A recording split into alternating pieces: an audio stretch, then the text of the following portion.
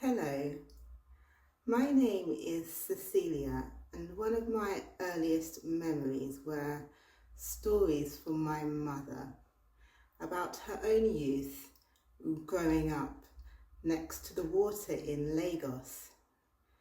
She would describe times that she would often walk to fetch water from the lagoon for washing and bathing, and the ample amounts of fresh fish on her doorstep, which she explained is the reason for her youthful looking skin.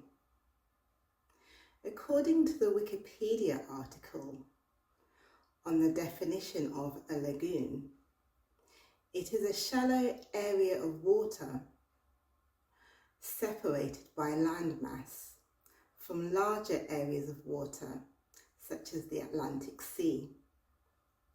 The sixth largest lagoon in the world is in Lagos in Nigeria, and one of the smallest is in Venice in Italy. My mother's upbringing, as you can see, is very close to nature. It was how she lived and breathed. But my upbringing was less tropical. Although I must add that the grass is very green in the part of West Essex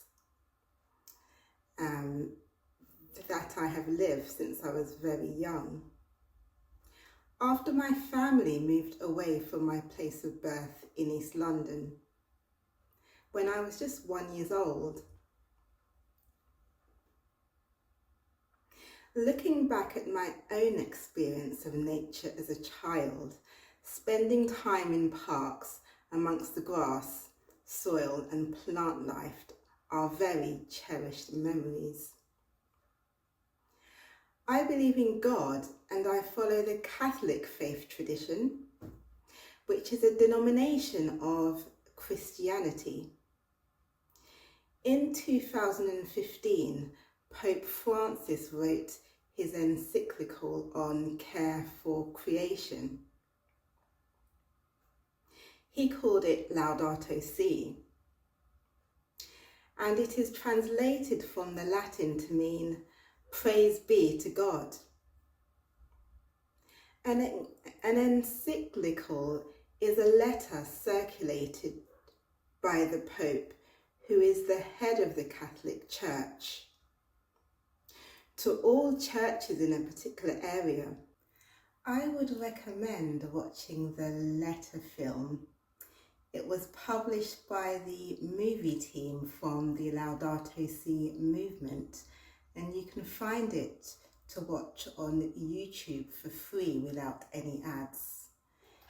It is a film about 5 protagonists, and I think my cat Bo agrees that it's a fantastic film which charts the stories of how the environmental crisis has affected people from, individuals from South America, India, Senegal, and a couple from America who go on to meet the Pope in Rome to share their experiences, all from different backgrounds and faiths, but united on this one cause.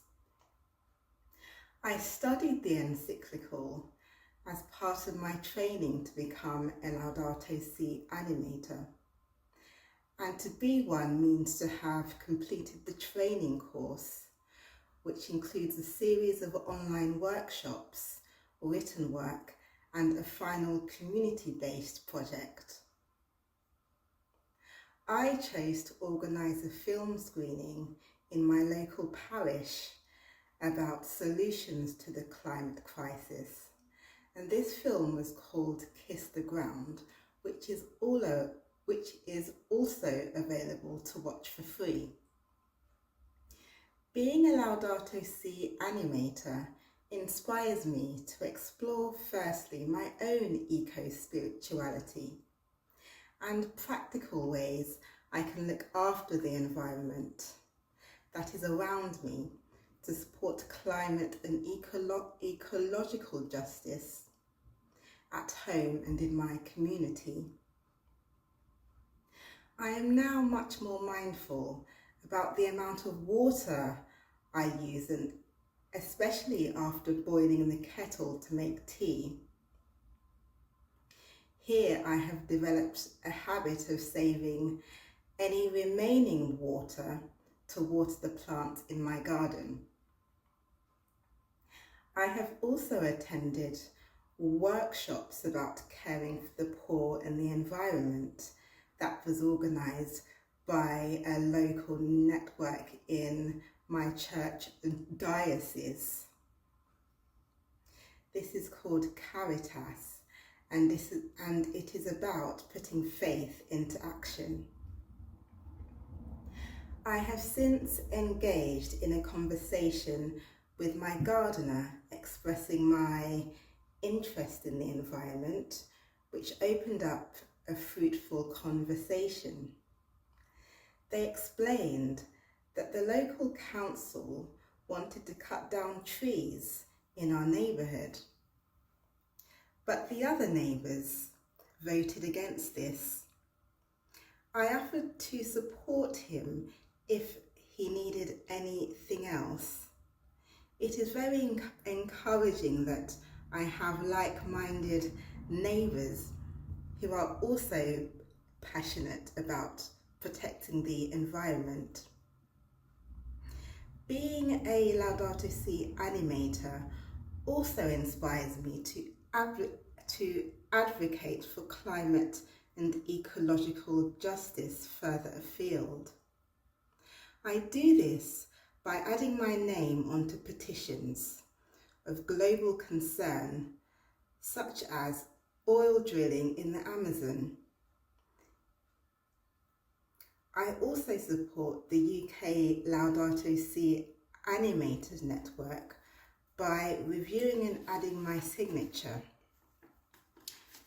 to a letter to the Prime Minister, where we ask for the Climate and Nature Bill. We ask for this bill to be prioritised. I also sent a letter to my local MP to seek his response on the issues raised.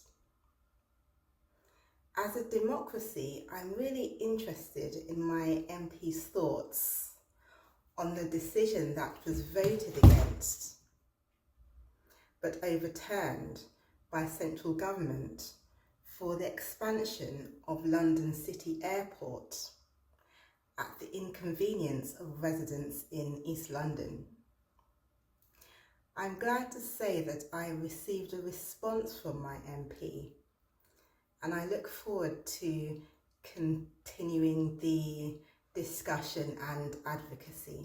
Every year from the 1st of September, we celebrate the season of creation within the global network called the Laudato Si movement, but other faiths are also welcome to join in the celebration.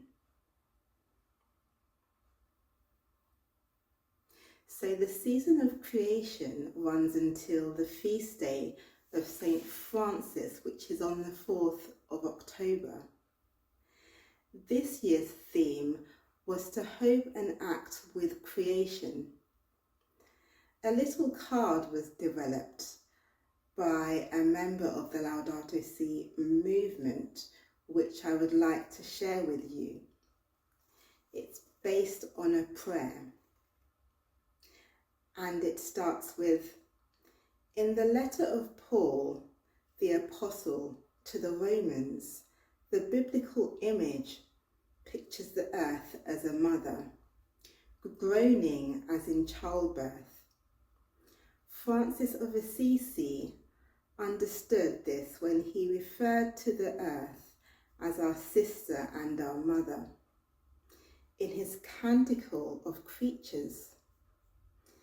The times we live in show that we are not relating to the earth as a gift from our Creator, but rather as a resource to be used. And yet, there is hope and the expectation for a better future. To hope in a biblical context does not mean to stand still and quiet, but rather groaning and crying and actively striving for new life amidst the struggles. Just as in childbirth, we go through a period of intense pain, but new life springs forth. As Laudato Si animators, we gather and support each other with ideas on how to mobilise our local communities to care for our common home, but also to benefit from an admiration and respect for nature, which also has many benefits for individual well-being. I particularly enjoy online climate prayer groups, which I always found as a source of inspiration and strength. My hope for the future is that governments will make decisions that support the poor and protect the environment. My faith gives me hope by acknowledging that although it seems difficult, it is worth it because life will spring forth, as we heard in the quote from the book of Romans. I think that children and young people from diverse backgrounds can be part of the solution for a better future. By observing the environment around them, identifying areas of concern, and engaging in conversations with their parents and teachers to see what could be done. It is a journey, and I hope that you will be inspired to take it